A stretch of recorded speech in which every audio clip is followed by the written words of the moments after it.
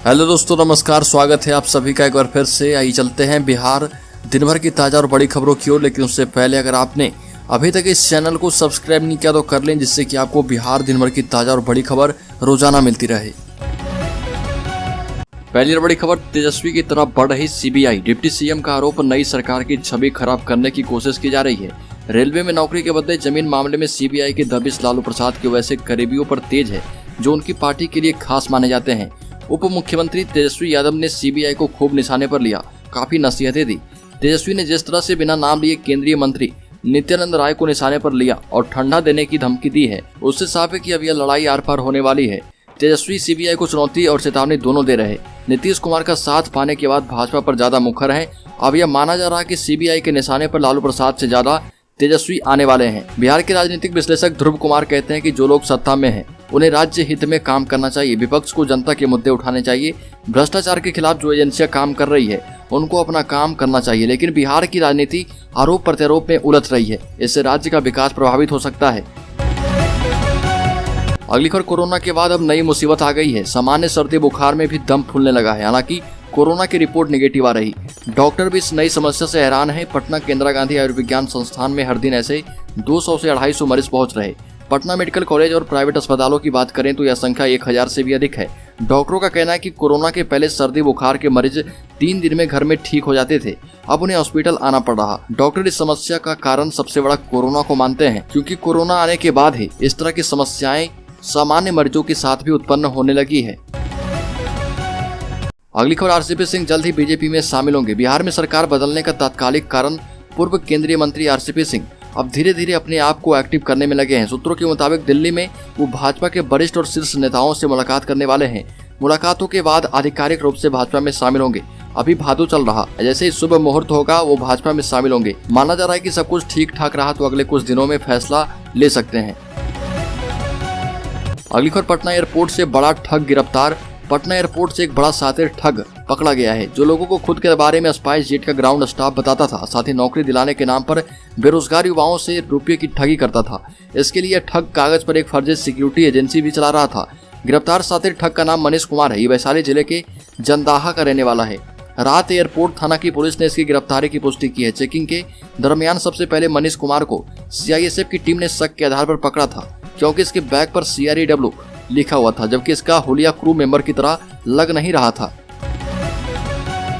अगली खबर, सहरसा में 3 साल की बच्ची से रेप, रोने लगी तो छोड़कर भागा दुष्कर्मी। सहरसा में 3 साल की मासूम से रेप का मामला सामने आया है। बताया जाता है कि घर में बच्ची खेल रही थी, तभी आरोपी उसे बहाने से पास के खेत में ले गया। उसके साथ गंदा काम किया। बच्ची के प्राइवेट पार्ट से ब्लड आने लगा तो उसे छोड़कर फरार हो गया। इधर घर वाले बच्ची को ढूंढ रहे थे। उसके रोने की आवाज सुनकर खेत में पहुंचे तो मामले का खुलासा हुआ। रेप का आरोप गाँव के ही 16 साल के किशोर पर लगा है। अगली खबर, मुंगेर के कई घरों में घुसा गंगा का पानी। मुंगेर में गंगा के जलस्तर में लगातार 1 सप्ताह से वृद्धि हो रही और वृद्धि के कारण निचले इलाके एवं दियारा क्षेत्र के ग्रामीण इलाकों में बाढ़ की स्थिति बन गई है। जिले के सदर अनुमंडल और बरियारपुर अनुमंडल के करीब 2 दर्जन पंचायतों के गांव के पास बाढ़ का पानी पहुंच चुका है। बाढ़ के कारण ग्रामीण अब सुरक्षित और ऊंचे स्थानों पर पलायन करने लगे हैं। केंद्रीय जल आयोग से मिली जानकारी के मुताबिक मुंगेर में गंगा का जलस्तर 38 मीटर, जो कि वार्निंग लेवल है, उसे पार कर चुका है। खतरे के निशान 39 मीटर से मात्र गंगा 1 मीटर से नीचे बह रही। अगली खबर, सीतामढ़ी में लगेगा जॉब कैंप। 595 पदों पर सुरक्षा कर्मियों की होगी बहाली। 29 अगस्त से ब्लॉक में लगेगा शिविर। सीतामढ़ी में SIS लिमिटेड एवं security skills council India limited के द्वारा सुरक्षा गार्ड एवं सुपरवाइजर के चयन को लेकर प्रखंडवार जॉब कैंप लगाया जाएगा। शिविर में 10वीं से 12वीं उत्तीर्ण 21 से 35 वर्ष आयु वर्ग के अभ्यर्थी शामिल होंगे। अभ्यर्थियों को मैट्रिक का मार्कशीट, आधार कार्ड साथ लाना जरूरी होगा। शैक्षणिक योग्यता के साथ ऊंचाई कम से कम 168 सेंटीमीटर और वजन 56 से 90 किलो के बीच हो सकता है। इसको लेकर सीतामढ़ी जिला सूचना एवं जनसंपर्क कार्यालय ने अभ्यर्थियों से इस नियोजन मेला का लाभ उठाने की अपील की है। अगली खबर, 90,000 पुलिस कर्मियों के लिए बनी नई तबादला नीति। बिहार पुलिस में सिपाही से इंस्पेक्टर तक के पुलिस कर्मियों के तबादले को लेकर नीति तय कर दी गई। इसके तहत पुलिस कर्मियों के जिला एवं रेंज टर्म पूरा होने के आधार पर तबादले के लिए पहले से ऐच्छिक विकल्प मांगे जाने का नियम खत्म कर दिया गया है। अब पुलिस कर्मियों से उनके पदस्थापना को लेकर च्वाइस नहीं मांगी जाएगी। तबादला नीति में इसके अतिरिक्त भी कई बदलाव किए गए। नई तबादला नीति में पति पत्नी यदि बिहार पुलिस में कार्यरत हैं तो यथासंभव एक स्थान पर उनकी पोस्टिंग की कोशिश की जाएगी। हालांकि उनका ट्रांसफर गृह जिला या वैसे जिला में नहीं किया जाएगा जहां वो पहले पदस्थापित रह चुके हैं। साथ ही जिला एवं रेंज अवधि का नियम भी इन पर लागू होगा। अगली खबर विश्व प्रसिद्ध पितृपक्ष 9 सितंबर से शुरू होने जा रहा। जिला प्रशासन जोर शोर से इसकी तैयारी में जुटा है ताकि पिंडदानियों को किसी तरह की कोई परेशानी का सामना नहीं करना पड़े। पितृपक्ष मेले में विभिन्न राज्यों से आने वाले तीर्थ यात्रियों की आवासन की सुविधा को ध्यान में रखते हुए इस बार राज्य सरकार और पर्यटन विभाग टेंट सिटी का निर्माण करवाया जा रहा। इसमें यात्रियों के लिए सभी तरह की मूलभूत सुविधाएं उपलब्ध रहेगी। पितृपक्ष मेले के अवसर पर पहली बार टेंट सिटी बनाया जा रहा। अगली खबर मुंगेर के क्षेत्रीय शिक्षा उपनिदेशक ने बिहार के मुंगेर जिले में औचक निरीक्षण का कार्य शुरू किया है। इससे हड़कंप मच गया है। क्षेत्रीय शिक्षा उपनिदेशक ने औचक निरीक्षण के क्रम में कई अनियमितताएं पाई। हेडमास्टरों एवं शिक्षकों की जमकर क्लास लगाई गई। औचक निरीक्षण के क्रम में क्षेत्रीय शिक्षा उपनिदेशक ने छात्र छात्राओं से भी पठन पाठन की जानकारी ली। सबसे पहले मुंगेर के गोकरी के मध्य विद्यालय राठन पहुंचे, जहां पर पठन पाठन का जायजा लिया। इस क्रम में विद्यालय के कार्यालय में जाकर कैशबुक, शिक्षक उपस्थिति पंजी, छात्र उपस्थित पंजी एवं अन्य अभिलेखों का गहन अवलोकन किया गया। अवलोकन के दौरान पाई गई अनियमितता को लेकर प्रधानाचार्य प्रभास कुमार से आवश्यक पूछताछ की गई।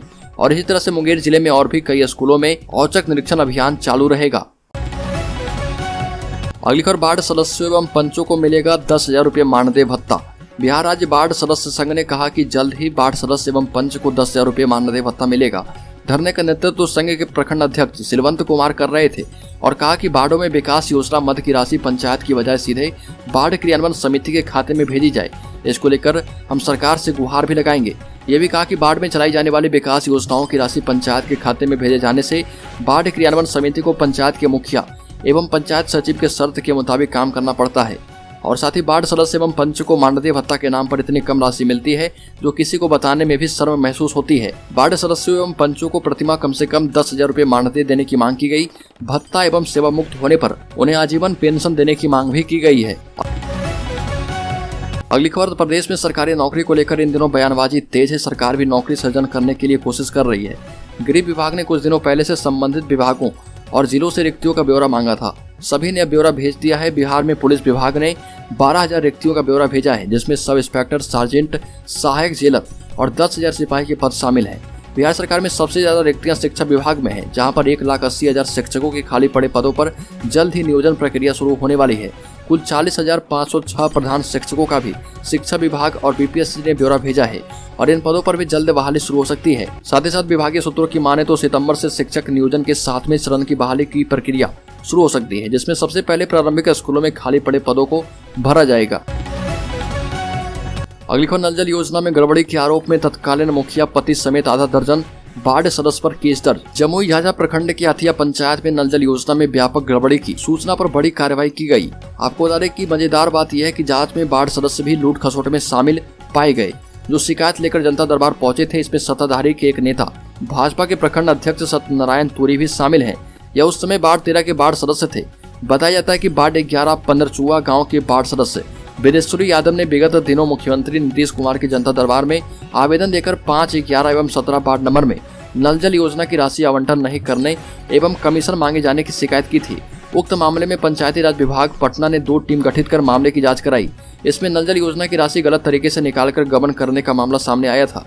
इसमें मुखिया पति समेत आधा दर्जन बाढ़ क्रियान्वयन समिति के सदस्य जिम्मेवार पाए गए। जांच टीम ने पाया कि जिन्हें चेक मुहैया कराया गया था, उक्त सभी के द्वारा किसी प्रकार का यंत्र मुहैया नहीं कराया गया, जबकि चेक उसे दी जानी है जो नल जल योजना का सामान उपलब्ध कराता है। इसके कारण बाढ़ क्रियान्वयन एवं प्रबंधन समिति भी दोषी पाए गए। अगली खबर, बिहार में बम्पर शिक्षक बहाली 2.25 लाख मास्टरों को मिलेगी सरकारी नौकरी। एक्शन में सीएम नीतीश कुमार। CMI की रिपोर्ट के मुताबिक बिहार में इस साल जून में बेरोजगारी दर 14% थी, जो कि जुलाई में 18% हो गई है। इधर राज्य सरकार युवाओं के सरकारी नौकरी पाने के सपने को पूरा करने के लिए हर तरह के उपाय में जुटी है। एक अनुमान के मुताबिक इस साल के अंत तक सरकारी सेक्टर में लगभग 1.5 लाख नौकरियां मिलने की उम्मीद है। कक्षा 1 से 12 तक में लगभग 1,75,000 शिक्षकों की बहाली प्रक्रिया शुरू होगी। साथ ही साथ 2600 सरकारी ITI इंस्ट्रक्टर की बहाली होगी। कई प्रतियोगिता परीक्षा का फाइनल रिजल्ट भी आने वाला है। BPSC, BSc और तकनीकी सेवा आयोग के माध्यम से विभिन्न पदों पर नई वैकेंसी भी निकाली जाएगी।